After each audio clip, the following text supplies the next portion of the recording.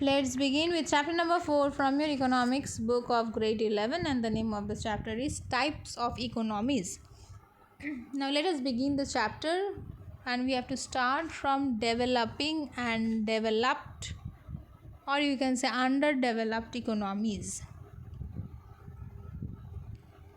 What is the meaning of developed? Here, in order to understand here the developing, developed and underdeveloped, first of all we have to understand in the criteria of per capita income. Okay, accordingly, a developed country is defined as the country which has a high real per capita income. What is per capita income? Per capita income means what is the average income of every citizen. Okay, average income of every citizen. How do we calculate it in economics? That is national income divided by total population. We are going to get the average income. Okay, so here they are trying to say the more or the higher the average income per head is, the more the people are earning, okay, they are more developed. That country is more developed. Like for you can say example as USA, Canada, Australia, New Zealand, Japan, all these are developed. That means they have already developed themselves. The standard of living of the citizens in that country is really high, okay, and they're earning more. Now compared to developing countries are having low per capita income. That means per head or average income per head of the citizens are low in comparison to the developed countries.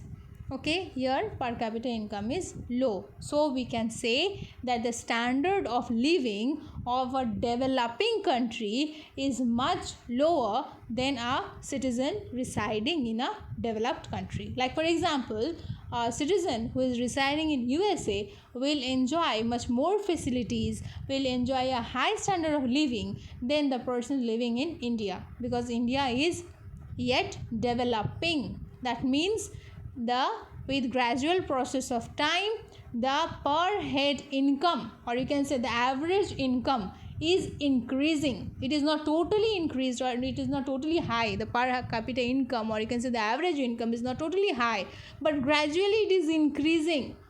Okay, and the track record, according to the track record, or you can say according to the census or calculations, okay, each year they are completing it. We are calculating and estimating and finding it out that each year the per capita income is increasing in a developing country. So here another term which is not mentioned in your book I would like to refer, that is underdeveloped economies. What is the meaning of underdeveloped economy? Underdeveloped economy means a country whose economy have become static. It is not increasing, it is not developing. Okay, it is either fixed at a place where per head income, or you can say the average income or per capita income, is remaining static, remaining same for many years, or it is deteriorating, it is decreasing. That is underdeveloped. In this case we will try to say that in Venezuela this have been seen, and few tribal areas of Africa also this have been seen. Okay, so in your book it is given developed and developing, but I have already told you about the underdeveloped also. Let's move on to the next part, that is types of economic system. Economic system is defined as a sum total of all those devices and institutions through which the economic choices are made and scarce resources are used for the purpose of satisfying various human wants. We all know this, that human wants are unlimited but resources are limited. Now, who is going to operate these resources in order to satisfy the human wants? That means who is going to produce the materials or the goods which is needed by the citizens? Now the ownership, we're talking about the ownership, who is going to deal with the production process. Okay, if in the capitalist system we will find that the production process is dealt by the private companies, here we will find that the individual ownership is there. Okay, and in the socialist economy we will find that government ownership is there, more of government ownership. Now broadly if you try to understand it, I'll say first you need to understand the capitalist economy, then the socialist economy, because both are totally different, totally opposite to each other. Whereas mixed economy, I will say, is a mixture of capitalist and the socialist economy, where India is lying in a mixed economy kind of form. Let us begin with capitalist economy. A capitalist economy is an economy in which productive resources are owned by private individuals who use these resources to earn profit. Okay, whenever in capitalist economy, you cannot forget these 2 points. First is the ownership will be under some private company, and their motive is always to earn profit, not for the social welfare. They are not thinking about the poor people or how to serve the society. They are only thinking about their own profit. Okay, so who use these resources to earn profit, and in which the state intervention is a minimum, so that economic activity are mostly unplanned and uncoordinated. So as there is private ownership, they are going for profit making, and the interfere of the government is very minimum. The government does not interfere, like who is producing and for whom they are producing. This is not looked after or taken care by that government. So this kind of form you find in USA, UK, France, Japan, Australia. They have totally declared themselves as the capitalist states. As the capitalist economy is based on free entrepreneurs or enterprise with minimum interference of the government, the capitalist economy is also known as free enterprise economy or market economy or laissez-faire economy. Okay, these are the 3 different names which is given to the capitalist economy. What are the features? I told you, private property. Ownership of the private property is guaranteed by the government. Okay, the government is taking care of the private property. Government is taking care of the private property, as because the owners are paying taxes to the government have to take care of the private property. That is the only work given to the government in this form of the you can say in the capitalist form of the economy. The government is only to provide security and opportunities, that's it, nothing else. Okay, right to inheritance. The right to inheritance is essential for private ownership. Okay, the right to inheritance means that property owned by any individual can be legally passed on to his heirs, like sons and daughters. Once we have owned a property, right, once we have owned a property, it is not going to taken away by anybody. The generation next is going to get that same property of his father or mother, whatever. Next, the 3rd point, freedom of enterprise and occupation. Okay, here in this feature they are trying to explain that the private enterprise are free to use productive resources for the production of a product of their own choice. Freedom of occupation implies that individuals are free to choose their occupation on their choice according to their education, talent, ability, efficiency. But again, don't forget that they cannot opt for any kind of you can say job or any kind of occupation that is going to harm others. No, state is not give you that kind of freedom. Their state will intervene. 4th is freedom of choice for customers. What kind of product I am going to make, which kind of category people I am going to target as my customers, that is depending upon the producer himself. Nobody else is going to decide for him. Whether I am going to produce something which is going to be very costly and can be bought only by few people, like we can take an example of iPhone. They are targeting only the affluent people. iPhone, whereas you can find there are many other phones like Vivo phone, Oppo phone, right? There are many other phones which is available in the market. They are targeting the mass. They are not targeting few selected people. Yes. Next, price mechanism. Price mechanism is the process through which price of goods and services are determined by the market forces of demand and supply. These are the two price mechanisms, demand and supply. According to the demand, the price of the commodity changes. According to the demand, the price is changing. According to the price, the supply is changing. Okay, this is price mechanism. Adam Smith regards this price mechanism as an invisible hand. How much the producer will produce, that is according to the demand. According to the demand, automatically the price will get fixed. According to the price, the producer will be producing. If the price is high, the owner is earning profit, he will produce more. And if there is, you can say, there is loss, or maybe the profit is very marginal, then he will start producing less. Or if it is loss, he will stop producing, right? It is an invisible hand, but it is having great value. Competition. In a capitalist economy, this character, you can say, exists of competition, because everybody is free for the resources, everybody is free to take any kind of occupation. So there is a huge competition here in every field. Profit motive, I told you this already. They are not here, this capitalist economy, the entrepreneurs are not here for the social welfare. They're thinking about their own profit only. Self-interest, somewhere similar to it. A capitalist economy is characterized as a motive of self-interest. Each individual is guided by his or her self-interest. Okay, they're thinking about themselves only. Maximizing the profit. Minimum government interference, already I have told you what is the merit of this kind of economy.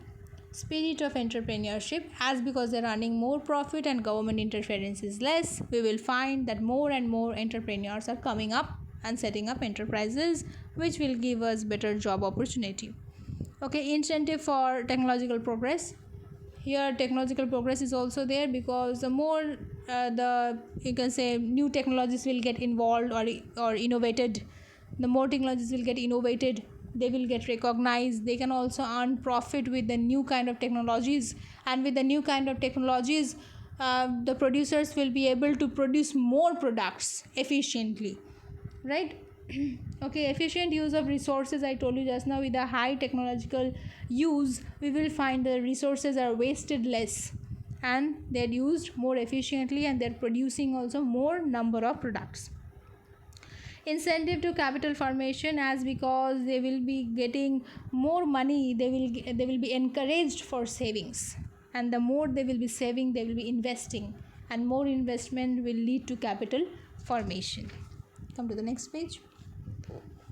New consumer goods. The more they are intending to earn profit, they will always think of giving some innovative ideas, give some new dimension to their ideas, to the needs, and they will always try to produce something innovative, something new. Okay, they will always try to launch something new, some new product in the market, always there will be available. So the new consumer goods you will find in the market. Okay, these are the few merits, and let us come for the demerits. Inequalities in wealth and income, as because you will find that the major shortcoming of the capitalist economy is that it has led to a large disparities. That means the distribution of wealth and income is really, the distribution is very, you can say, it is creating a very big gap. Okay, the rich people are becoming rich and the poor people are becoming more poorer, because nobody is thinking about the poor people in this kind of economy. They're always thinking about making more profit about themselves only. They're not thinking about the social welfare. Class struggle. Whenever we will find that this kind of capitalism is there, haves and have-nots will come up. Haves will have everything, They will have all the facilities, all the money, and have-nots will become the labor class. Okay, and after a certain point of time, you will find that the have-nots are getting agitated with this rich capitalist people, and they are going for revolution. So class struggle will be there. Economic instability. Okay, then you can say misallocation of resources, negligence of social welfare. I have already told you, nobody is thinking about the social welfare here. Next is capitalist economy. Here I would like to say that capitalist economy means, here we will find that the government ownership is more, because in this kind of scenario we will find that the government is thinking about the social welfare moreover than the profit making. Okay, socialism is like a hat which has lost its shape because too many people have worn it. There is no standard model of a socialist economy. The socialist economic system is defined as an economic system in which the means of production are owned by the entire society and operated by the public authority according to general economic plan for the benefit of the entire community. Soviet Russia was the first country to establish a socialist or communist economy. Moreover, we can say countries like Russia, Cuba, Vietnam, okay, they are the sole believer of socialist economy. But I would like to say, at present, nowhere in this world you can find pure socialist kind of economy, because the idea is totally different which we find at present time. What are the features? Socialistic ownership of production. All productive resources such as land, mines, mills, whatever it is, are owned and controlled by the state. However, private property exists to some extent in form of productive resources. Here we will find they are having planned economy. Okay, they're planning for every individual. It is having a planned economy. Social welfare is the motivating force. They're not thinking about profit making, they're thinking about the social welfare. Here they want economic equality. Here they're not thinking about the rich and the poor, about the profit. They're thinking about humanity. They're thinking about overall development, equal distribution of money, okay, equal standard of living. This is what they demand. Classless society. Few minutes back I told you there will be haves and have not in the capitalist kind of form. But here they are saying it will be classless. Private property will not be there. It will be totally all the property of the country will be the public property. Everybody can use every property they are having in their own country. So there will be classless, no rich and no poor. Everybody will be equal. Okay, elimination of competition. In capitalism we found competition. Competition for what? Competition for earning more profit. Here they are saying no competition is needed. Why this competition is needed? Because they are not earning any kind of profit, so no competition is needed there. What is the merit of this kind of economy? Better allocation of resources. The resources can get better allocated because you can say the resources are having maximum utility, or you can say maximum utility in the sense like all the resources are used for producing mass products and not the luxurious products, right? Fuller utilization of resources. The resources are totally utilized for the citizens, for the welfare of the citizens and not for profit making. Elimination of economic instability. That means there will be no have nots and haves and all this, there will be no instability. The government, a single state, will be ruling the entire country, and it will be run by the common people, so they will be working according to their wants and needs. There will be no economic instability. Next, elimination of class struggle. I told you there will be no class struggle anymore. These are the few merits which is given in your book. Now let's go for demerits of socialism. Demerits are loss of efficiency. People will lack their motivation because they will think that if I work more also, I am not going to get more profit. Like somebody else is working for 1 hour, maybe completing 10 units of work and getting 100 rupees, and somebody is working for 1 hour and completing 20 units of work, then also that person will get 10 rupees only or 100 rupees only. Same amount will be paid. So they will lose their efficiency, they will lose their, you can say, incentives, and they will be not motivated anymore to work more, to earn more profit, right? Because they are not having anything called profit. Next is loss of freedom. Okay, here you cannot choose your occupation according to yourself, okay, because there is no freedom of as such, because everybody is equal, nobody is rich, nobody is poor. So this kind of freedom is not there, and moreover I'll say no ownership, no private company ownership or no private property will be there in this kind of system. So these are the few demerits given here. Next is our mixed kind of economy, which I would explain you in the next video. Thank you.